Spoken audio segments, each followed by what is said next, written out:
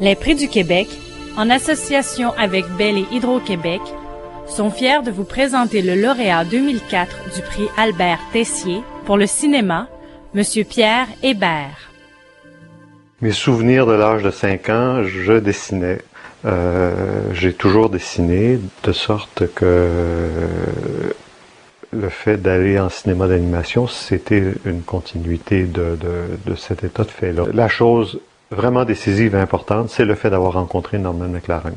D'avoir vu ses films d'abord, mais surtout de l'avoir rencontré et d'avoir senti qu'il prenait mes petits travaux au sérieux. J'avais cette idée que c'était pas nécessairement la voie à suivre, que plus on devient connu, plus on a de l'expérience, plus on devient âgé, qu'on a droit à des ressources de production de plus en plus considérables.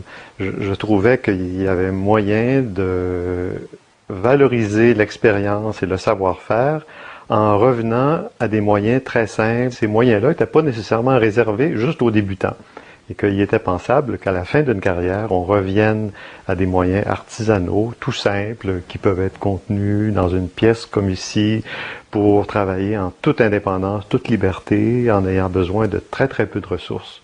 Alors, c'est en gros ce que je fais maintenant et je suis heureux et fier de faire ça, oui. C'est une de mes fiertés. Alors, il s'agit de la combinaison d'un appareil très ancien avec un appareil très moderne.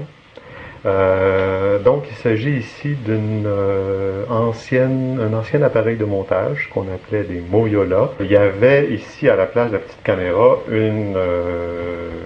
un écran sur lequel l'image du film était projetée, que j'ai enlevé pour le remplacer par une installation qui permet de mettre une caméra numérique. Puis que je tourne, j'ai enlevé le moteur là-dedans, alors je dois tourner à main pour aller d'une image à l'autre et numériser.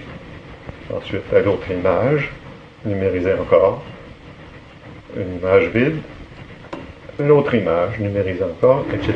Que ce film-là se fasse, c'était le résultat d'une assez longue préparation, d'un assez long travail, et c'était vraiment le couronnement de toute une partie de ma carrière. Ma femme me dit toujours que j'ai pas de rêve, moi j'ai des projets. L'admiration que j'ai toujours eue pour les très vieux créateurs, les gens de plus de 80 ans qui continuaient d'une façon active et convaincue, prend pour moi une autre valeur maintenant. Et mon rêve, c'est que quand j'aurai 85 ans, que je sois encore vivant et encore créateur.